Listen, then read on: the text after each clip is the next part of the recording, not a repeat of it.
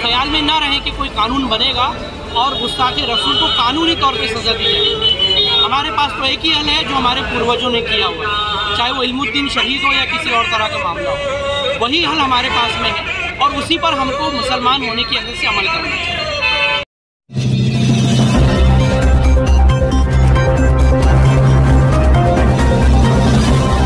दो चीज़ें हैं, एक तो मॉरल बहुत ज़्यादा बूस्टअप हो गया उन लोगों का, जो कुछ भी मशीनरी, पुलिस डिपार्टमेंट, फौज, हुकूमत सारी उनके फेवर की हो गई है, इस वजह से उनका मॉरल बहुत बूस्टअप हो गया।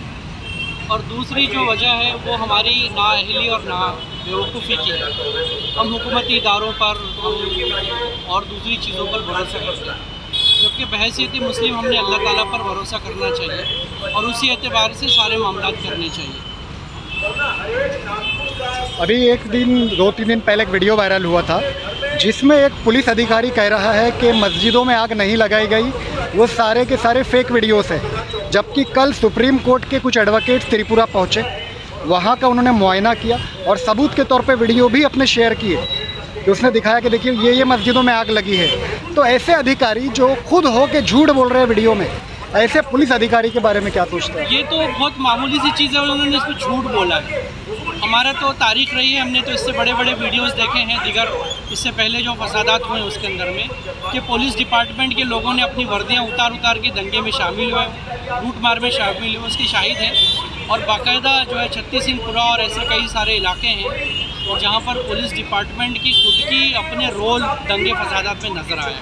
गुजरात का दंगा है, दिल्ली के फसादात क्या बोलते हैं, दीगर और इलाकों के फसादात है, उसमें मुजफ्फरनगर वगैरह में, दिल्ली में।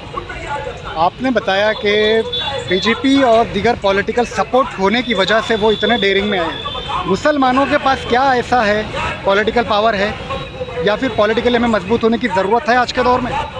देखिए, मेरे पास तो चूँकि कुरान में अल्लाह ताला ने बहुत सारे हल बताए हैं। अल्लाह ताला कुरान में फरमाता है वातसिमु बिल्लाह व मौलाकुम फनिअमल मौला व निअमन नसीर। अपने रब से वाबस्ता हो जाओ और वही तुम्हारा मौला है और वही तुम्हारे सारे बिगड़ी बनाने वाला है। तो हमारी जो अल्लाह से वाबस्तगी है वो बहुत कमज़ोर हो गई है और अल्लाह के रसूल की जो तालीमात हैं उन तालीमात को हमने भुला दिया है।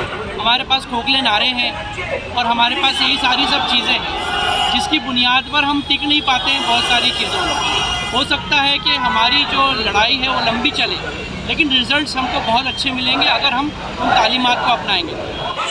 तो ये जो गुस्ताखियाँ जो हो रही है उस बारे में क्या विचार है आपके? कैसे इसे रोका जा सकता है? कोई कानून बनना चाहिए? देखिए, कुरान में तो अल्लाह ताला फरमाता है वरफ़अना लका ज़िक्रक, कि हमने तुम्हारे ज़िक्र को बुलंद कर दिया। तो इंडोनेशिया से फजर की अजान शुरू होती है तो वो दीगर इलाकों पर पहुंचते पहुंचते ज़ोहर का वक्त हो जाता है और जब ज़ोहर का वक्त होता है तो ये अजानों का सिलसिला, ये दुरूद व सलाम का सिलसिला, ये नामों का सिलसिला कहीं पर ख़त्म नहीं होता है। हमारे नबी की शान में कितनी भी गुस्ताखियाँ करें, लेकिन हमारा मामला जो है हमारे ईमान का क्या होगा? जब हमारे नबी की शान में गुस्ताखियाँ की जाएगी तो हमारे ईमान पर सवाल निशान है कि नबी ने ये बताया अल्लाह एक है, नबी ने बताया कि जो कुरान उतारा है वो अल्लाह का कलाम है, नबी ने जन्नत और दोज़ख बताई है, नबी ने तमाम चीज़ें बताई है। नबी की ज़ातगी के ऊपर अगर लोग मशकूक बना देंगे, शान में गुस्ताखी करेंगे और हम भी अगर किसी न किसी तरह खुदा न खास्ता शक में मुब्तला हो जाएंगे तो फिर हमारे पास ईमान बचेगा क्या? फिर हमारे जन्नत का क्या होगा? हमारे ईमान का क्या होगा? उस एतबार से हुकूमत तो किसी न किसी दर्जे में यही चाहेगी कि भाई किसी ने जो है शान में गुस्ताखियाँ होती रहे, क्योंकि वो हमारे नबी के दुश्मन हैं, हमारे नबी की रसालत के दुश्मन हैं, हमारे नबी से उनको हसद और जलन है।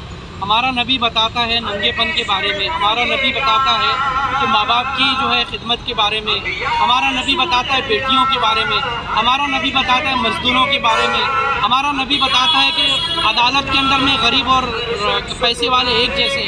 तो किसी भी तरह हुक्मरान तबका और उनके चेले चपाटे ये चीज़ को बर्दाश्त नहीं कर सकते। इस एतबार से कभी कानून नहीं बनने वाला। हम इस तरह किसी भी तरह के जो है इस ख्याल में ना रहे कि कोई कानून बनेगा और गुस्ताखे रसूल को कानूनी तौर पे सज़ा दी जाए। हमारे पास तो एक ही हल है जो हमारे पूर्वजों ने किया हुआ है, चाहे वो इल्मुद्दीन शहीद हो या किसी और तरह का मामला हो, वही हल हमारे पास में है और उसी पर हमको मुसलमान होने की वजह से अमल करना चाहिए।